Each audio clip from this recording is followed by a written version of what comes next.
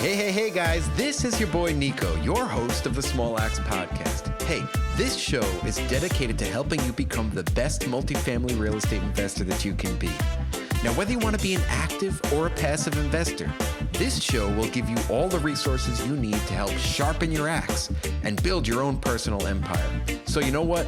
Sit back and relax and enjoy this show. And hey, if you find value in it, I would love for you to subscribe, leave a 5-star rating, and write a review. I love you guys.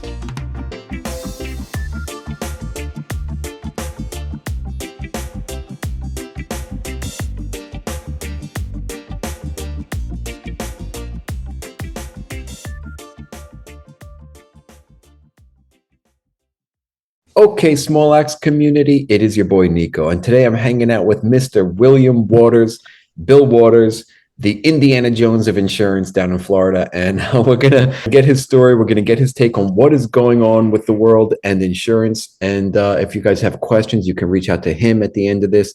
But you're gonna love this episode. So, Bill, welcome to the show, man. Cool. It's always a pleasure, Nico. It's great getting to know you, and it's always great to know a hustler in the industry. My man. So can you take a couple minutes to give the listeners a little bit of background of your story and your journey? Absolutely. It's a pleasure to be here, a pleasure to actually, voice what is happening now with the ever dreaded property casualty industry in the state of Florida. It's not really necessarily the confines of Florida that has problems. It's also all the Gulf Coast states and somewhat inland. It's what people just have to try to get their hands around is that the last 4 years I'm talking mainly Florida now, but the last 4 years have been devastating for the insurance business. We first got clobbered with Michael, which was in the Panhandle, that really did some significant damage in Mexico City Beach or whatever there, just right in the area of Pensacola. We got hit, of course, with the other one that came in, which was Irma, that really laced us, that came through and then went on to continue through the state of Florida. Then we had Ian last year that really was, that put us over the edge. The problem with the property problem in the state of Florida is in a very dire straits because of reinsurance. And what a lot of people don't seem to understand, and they don't really can't grasp, is that when I worked in London, I was able to kind of dig into a little bit about the reinsurance and how it works. But mind you, all insurance companies that write anywhere they write, domestically here or abroad, have to have reinsurance to cover the spread. And the reinsurance companies, which are all actuaries, behind desks trying to figure out all the numbers. But the fact is, the more millions of dollars that insurance companies have out on the roulette wheel, the more they have to pay in reinsurance. It's that simple. Reinsurance is doubled. It's not so much that it's doubled.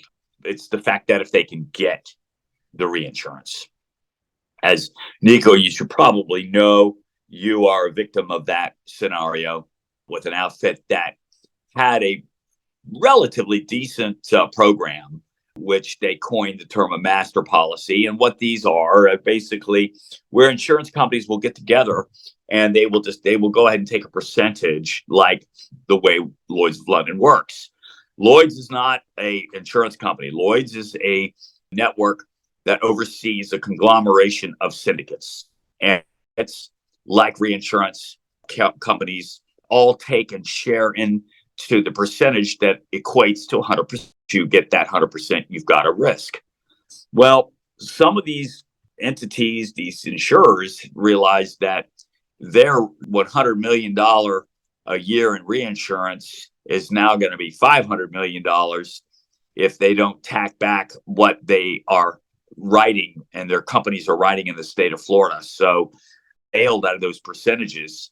So in other words, to give you an example, if you've got, let's say, 5 that are taking on 20%, 2 of them decide that their reinsurance is going to go from 100 million to 500 million, they're out. So that leaves a deficit of 40%.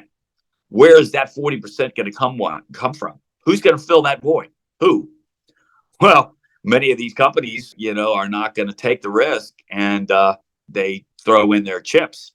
And basically, that's what happened with your situation, Nico, which is unfortunate.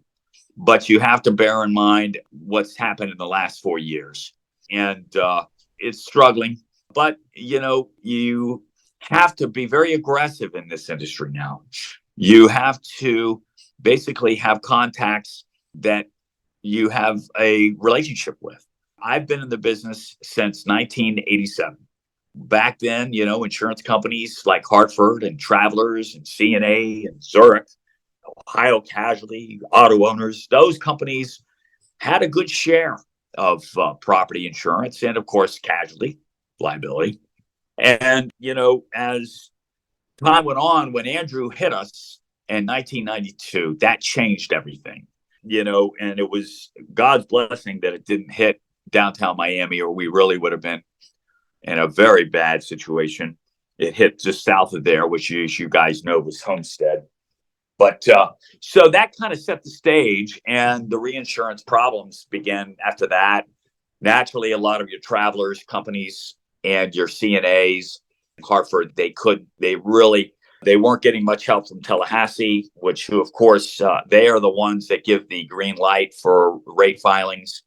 And of course, they didn't get them, and they left. And so what wound up happening was Lloyd's of London and those type of excess and surplus lines carriers were stepping in, some abroad, some domestic. And that's when your rates started to get a little bit out of control. The key is you want to try to focus on getting an agent that knows the business and knows the industry inside and out. I, of course, worked in London in between 2001 and 2005. So I got to see how it all works on the wholesale end. I was the COO with the outfit, which is now known as RT Specialty, which is a huge conglomerate managing general agency, which is a broker, which is where all your insurance agents retail have to go. They cannot get and secure any insurance through Hartford's or any of your admitted companies. Is that bad if they're not admitted carriers? No, it is not. And quite honestly, that's really your only resort now. But that doesn't mean that the companies, because Florida doesn't deem them admitted, that there's a problem. That's where you have to rely on your insurance agent and the integrity of your insurance agent to know to pull the financials of these carriers that are stepping in and securing a risk, if it's an apartment complex, if it's a condominium, or whatever, if it's property driven. Get their financials. Let's see what they got. Let's see what their total admitted assets are. What's their liabilities? So many agents don't understand that. And of course, that could be a problem with your non-admitteds. But I wouldn't worry about that now, because really there are no admitteds left. So you have no alternative. But you want to try to get an agent that can pretty much scour all of the insurance companies in the United States and abroad that are willing to take on the responsibility of securing insurance for whatever you have, whether it be a condominium, whether it be an apartment complex, whether it be a huge bar and grill, whether it be an office building, whatever it is, manufacturing, very big. So I have pretty much analyzed all the insurance companies and who is left.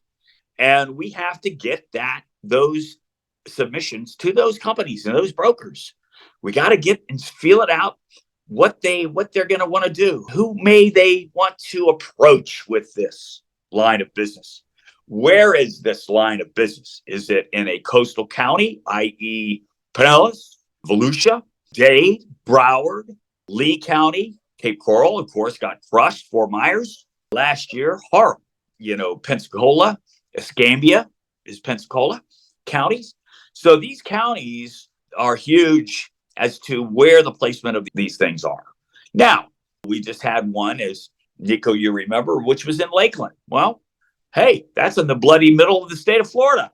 That's quite a distance. But remember, too, some of those hurricanes, some of those rascals scooted right on by and just significant damage as it did when it was coming in. So, you have to bear in mind, Florida is an island upon an island. So, it's very difficult for us here in Florida. Texas is a little different. They've got some good boys over there that have some pretty good Lloyd's programs. It's not as bad, but, Florida, it's a peninsula. So, that's really, I can't say much more than that. Some of these companies, we have to hurry because many of them that have agreed to get their reinsurance, which is every January, right between the first week and third week of January is when the gavel hits, so a lot of them that have taken on to continue with whatever aggregate is what we call it in the industry, which is your total amount insuring. In other words, your total building, all the building values, not the premiums size and adding all the premiums, the building, your aggregate, your insurance to value of what you have, how much exposure. And so some of them have filled up. Imagine like taking an empty jug, like an empty milk jug, and putting it under the faucet and filling it up. So once that baby starts filled up and it's flowing out, baby, that's it. And once that's the scenario, then their reinsurance, that's it. They can't go over that. So many of them are having to get out and or non-renew some stuff. And then, of course, they'll use construction as a way to get out, distance to tidal water and other variables that but they have to do something. But my point is, we need to get it out. If you have insurance, you need to get it on it immediately so you can make sure that if an insurer is willing to entertain getting a quote for you, that they have it and it's locked in and that they'll be able to have the room to load in that aggregate exposure. Hey, Bill, can you count on one hand how many insurance carriers are still down in Florida, or is it more than that? And maybe it's just I'm panicking that there are so few insurers left down there. Great question, brother. That's a tough question. It's loaded because it's always changing. But I can tell you this. You're probably about right on one hand. What's happened is the state has set up a couple of entities that are comprised of insurers, namely like ICAT, Velocity, and what these are basically, things that have been promulgated to write insurance on kind of a horizontal level on all ends. So those are your premier companies that really are a good security, but then again, they've changed their underwriting, Nico. ICAT, of course, and Velocity have original dates of construction of criteria that if it's not met, it won't fit. But even still, as you know, we have a situation here with One Risk in Lakeland that was quoted with ICAT, and it was two different numbers. So you got to be careful. Like Citizens is an excellent case in point. You might have one agent that gives you a Citizens quote that might be X. And then all of a sudden, let's say 20,000, let's pick a number. And all of a sudden you contact another agent and you've given them all the same information. But really that agent can get the real information online. He can find out when it was built. He can find out if there's any permits that have been done on the building for updates and completion of the roof or repair of the roof or a new roof or the plumbing and or the wiring. So there's no hanky-panky when it comes down to two agents going after Citizens to get a quote. But one Citizens quote is 18,000 and the other one's 20. Now, how can you help me with this one? So this is huge. So to answer that question, I'd say probably 5. Maybe there might be about 7 or 8. It's crazy. Hard to say. It's hard to say. There, Lloyd's is comprised of many different syndicates. So some retailers have contracts that are a little better. So we just have to know where we can go to maybe see it, if that's still open, if those syndicates are still open in those programs. Gotcha. Bill, now on our side, on the buyer side, I rely on people like you to take care of try to get us the best insurance possible. But on our side, when we're looking to acquire buildings, there is a certain mold and structure type and type of building that we should be looking at that would be a little bit easier to insure than others? Maybe you can give us guidance on what we should be looking for. Well, you really, if I can just give it to you in a nutshell, Nico, your key there is you have to analyze your original date of construction. Your original date of construction is huge.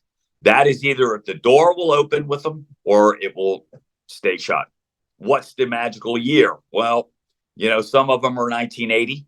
I can tell you, if there's anything older than probably 1980, it's going to be some trouble. If it's anything over 80, 90s or newer, you're in good shape. But still, every risk is on its own. Every risk has its own individual particulars and characteristics of which is going to determine what the insurance premium is going to be. Therefore, you have to get the risk out to everybody. You have to hammer the market as an agent. You have to stay on it. You have to get somewhat of an idea so you guys can go back to the table and find out if this investment is going to bear fruit. Insurance. Now, another thing I want to talk about is wind. Now, you and I both know that, there is significant difference in premiums if you should exclude wind coverage. Well, the question is, of course, will the financial institution allow you guys to exclude the wind? Probably not. But that's worth merit because your premiums could drop could probably drop 60%, maybe more. I mean, so more than half your premium size is going to drop if you decide to exclude the wind. Now you've got fire, you've got vandalism, you've got lightning, you've got sprinkler damage. I mean, you've got everything else but wind-driven rain and, of course, wind. But remember, you're going to have a deductible of at least 5 to 10%. Well, that's pretty significant. If you've got $1 million building and you've got 10%, buddy, that's 100,000. You got 5, that's 50. That's your roof. So, of course, I know that's tough because you guys are going to have to get a bank, or most people will. There's no way they may be able to float it. But I'm just saying a lot of people here in Florida, if they have the ability to go ahead and exclude it, because maybe if they do own it outright, I'm writing a lot of my folks that excluding the wind. It helps. Yep. Or we can negotiate it, maybe the bank. So that as far as that, let me just add too, Nico, that was there's so many things on that to try. I want to help you and I want to give you somewhat peace of mind of how you guys can go about figuring out the insurance dilemma, because the insurance bottom line is whether or not it's going to be profitable for you guys investment wise. I understand that. I can always give you a rough idea, and a good agent usually can get somewhat of a pretty close approximation. So you guys can pencil in those hard costs when determining an investment future for some folks. But it could be different. Every case is on its own. So the good thing is, if you're looking at something, get an agent, make sure that he knows what he's doing, and he's got a submission out to everybody in this that's willing to write it in the state of Florida, and then go from there. Yeah. So I also tend to avoid flood zones. That helps. And then also the type of construction you and I spoke about a lot. I like the concrete block better, right, than wood frame, let's say. But there are multiple types of construction also that you had pointed out too that are better and worse. And I don't know, maybe you could talk a little bit about construction type, but I think that concrete block is the way to go. Yeah, that's really concrete block, started coming in most of your counties in Florida. I think right around the mid 60s, you saw where frame was out and was getting, taken over with construction of what we call in our industry joisted masonry, which is normally wood truss roof or wood roofs with block foundation, slab, and block walls. That's called JM. And then your step above that is called masonry non-combustible. That's a little bit of a better rate and more entertaining, where you have a steel roof, metal roof, everything other than wood in the roof, put it like that. And then, of course, you have superior construction, which, a lot of your high-end condos have all that now. Yeah. And then let's go back the other way. Under JM, where it gets worse is, of course, frame, highly prevalent in your 40s and 50s and early 60s. Wood, basically. And I'm going to be straight up with you. You're really not going to have a whole lot of prayers if you've got a frame structure for wind, unless it's a huge program and it's associated with, let's say it's an apartment complex that's all over and spread out through various southeastern states and or the rest of the U.S. They may be able to take it on, but on its own, you're not. I'm sorry, but you're going to be in big trouble if you're going to want to try to get wins on that. And then the worst, the behemoth of the Loserville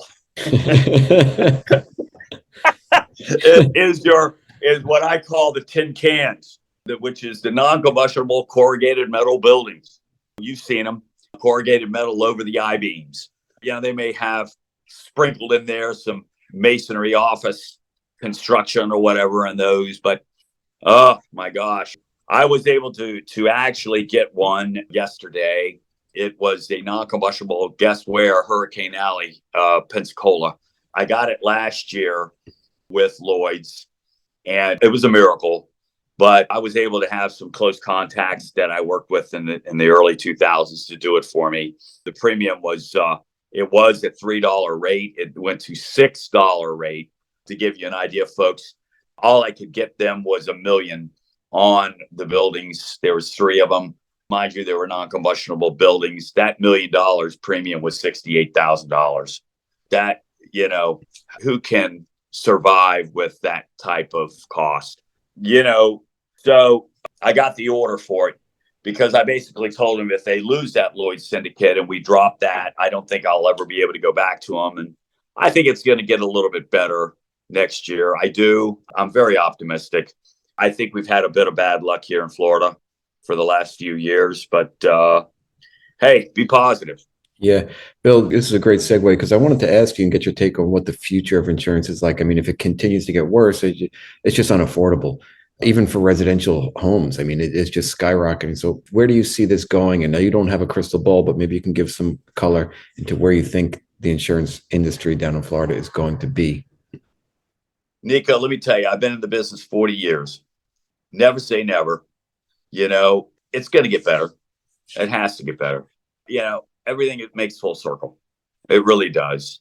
I mean, these last 10, 20 years haven't been any different than the last 10, 20 years, 40 years. It's going to change. I think it's going to get better, but it's not going to get better for a while. We have to let time, help, show a little bit of, how should we say, just non-activity, I think, and pray for that. I see the market. We're in a hard market. That's what we call it. And we hit a hard market. I remember mainly casualty back in the 80s in Florida. It was horrible. And then we had the hard market, as of course, years after Andrew, which was a ricochet. It's like turning a ship. It's always going to take 3-4 years before you feel the turn. So I'm optimistic. I think it'll get better after another year or two. I do. If we get laced with another couple of big bad storms, I don't think it's going to get any worse, Nico. I can't, but it's bad now. I just gave you a scenario of a $6 rate. My God. But remember, that was a tin can. I mean, it's not a real mental giant to figure that one out, but hey, joist and masonry, most of the stuff most people are going to approach and, buying some of these properties for, whether they're residential or habitational rather, most of them are usually joisted masonry. They're block with wood roofs. Some are M&C wood, metal roofs, but the distance to the water is very big. I'm going to tell you right now, anything less than 3 miles from any tidal or coastal water, you're going to have difficulty, and you're going to be, I'm seeing no less than, really, if I want to just say this, probably a $2 rate. Okay. And what that means is that's $2 per $100 of value. So, the case in point where we were talking about that other one there, where your three buildings were roughly, I don't know, 750, right? Between the three of those buildings that are being hacked out of that master policy with ICAT. So, basically, you're going to be anywhere from probably $12,000 to $14,000. That's what you're going to be looking at. I mean, Significant. Yeah, it's significant. It's the way it is.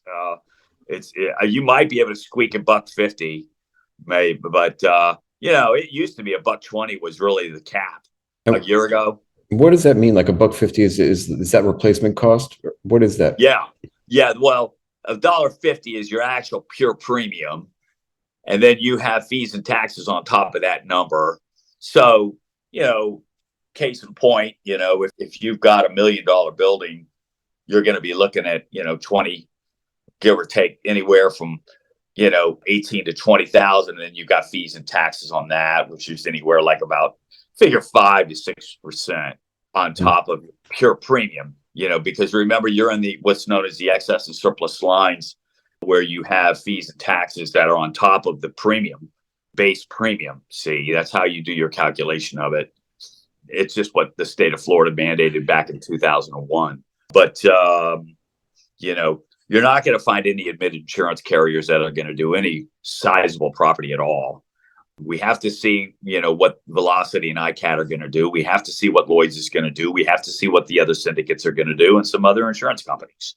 It's probably, you're going to need to give yourself at least 2 to 5 days to really get a hard number for insurance if you're shopping to purchase any type of habitational buildings, apartments, office plazas, shopping plazas. You got to give yourself or the agent to breathe at least 2 to 5 days to really get a hard number. And that's going to take, significant work on the agent's part. He's going to have to get off his tail. He's going to have to get it out to everybody. And he's going to have to start talking to people and working with these companies and trying to, see who's who and what's going on. Awesome, Bill. Now, so people are going to be wanting to, reach out to you. We're going to wrap it up now. So let's give the listeners some form of contact, whether that be your email or your cell phone, whatever you're comfortable giving, because they're going to want to be reaching out to you. I don't want to put too much on your plate. I know you're swamped, but you're always available for me. You've always been extremely helpful, and I want the listeners to be able to reach out to you too. Well, this is what I deem. I'm very passionate about insurance. I'm third generation insurance. My grandfather was the head guy of Hull and Henshaw, the CEO of Hull and Henshaw, which is now Chubb. I never got a chance to meet him. He died in Monte Carlo, but that's another story. I am extremely passionate about insurance, and all I want to say to the folks is, look, just get it by me. Let's look at it and see where we have to go or where I will tell you to go. I want to see you get insurance for the best possible price with the best possible financially loaded insurance company. I will find it for you. I will, if I cannot do it, I know somebody that probably will, and I will help you. Let's take it one step at a time is the only way to do it. You can contact me through my email, which is M as in Mike, I as in India, D as in Delta, hyphen, F as in Foxtrot, L as in Lima, the number 3 at verizon.net. Our office number for our state number for Florida is area code 813-962-3082. And if you need to, you can always contact my cell direct, 727-709-8735. I bid the very best for your endeavors. We will find a solution. It's going to take time. You must have patience, but you have to understand you've got to have patience for the market right now. It's tough, but not tough enough. My man, Bill. And guys listening out there, everybody listening, I am 100% confident that Bill will find a solution for you. It's not doom and gloom. It brings some sunny days to your insurance needs. So reach out to Bill. And Bill, you and I are going to keep talking because we have some business to take care of. But everybody out there listening, thank you so much. And Bill, always a pleasure talking with you, my friend. Go get them. Hey, Small Axe community. I would like to say thank you for listening to another episode of this podcast where we show you how to use your small axe to build a lasting empire. Now, if you like what you heard, it would mean the world to me if you could leave me a 5-star rating and write a written review. Hey, let's take it one step further and share this podcast with someone that you feel could benefit from it. And until the next episode, keep sharpening those axes.